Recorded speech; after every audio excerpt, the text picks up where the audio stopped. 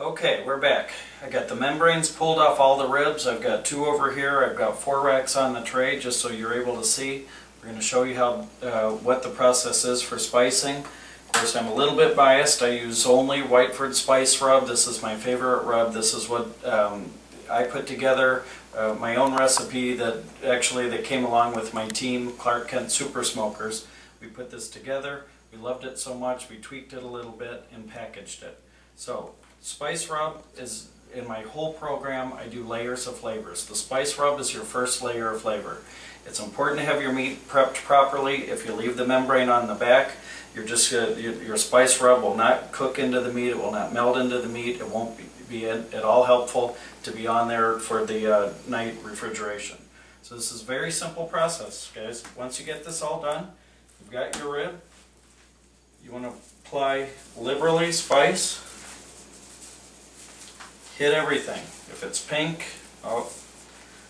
right down here. I like to push the ribs together so we don't have the meat falling through. This isn't hard. See this? You just get it right on. If it dumps out in a pile, that's okay. That's why I like my little bottles here. We've got a nice shake cap. This makes a real easy application for the spice rub. Right down. 4 nice racks of ribs here. Already, it smells good too. Get that all on there. This is perfect. Get that on the edge, it sticks up. It's great. I like to spice the bottom of the ribs first so that they can sit when you turn them over. You've already got the back. That way the rub will sit on the top of the ribs overnight.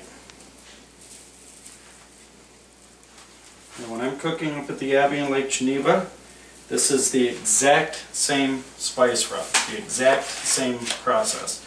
Everything that I've got here is what we serve up there. It's a full-time menu. We're there 7 days a week. The weekends we do great big parties. We call it Burning Down the Docks on Sunday afternoons. But we always have barbecue. We always have a great time. Put that on here real nice. This looks like a lot of rub, but it's worth it. We're going to be basting this during our cooking process. You're going to see that tomorrow. These are going to sit in the refrigerator all night long.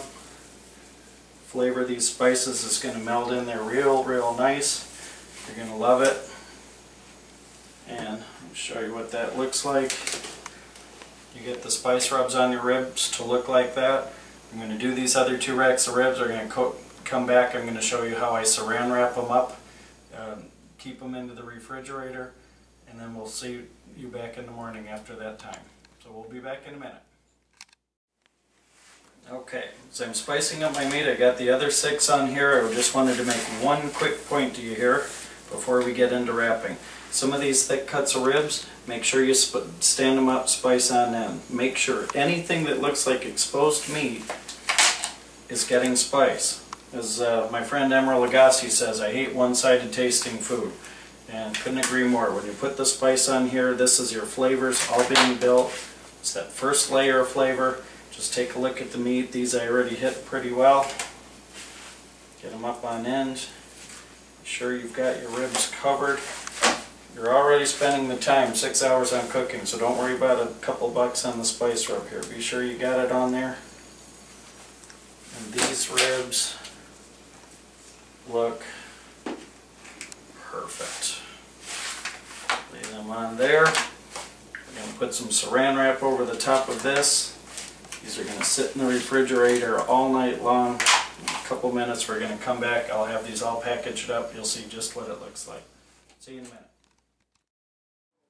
Okay, a couple minutes later we're back. I've got the ribs all spiced up. I put them on my big tray. If you don't have one of these big sheet pans at home, that's fine. Just get 2 smaller ones, or if you may only be cooking 3 ribs.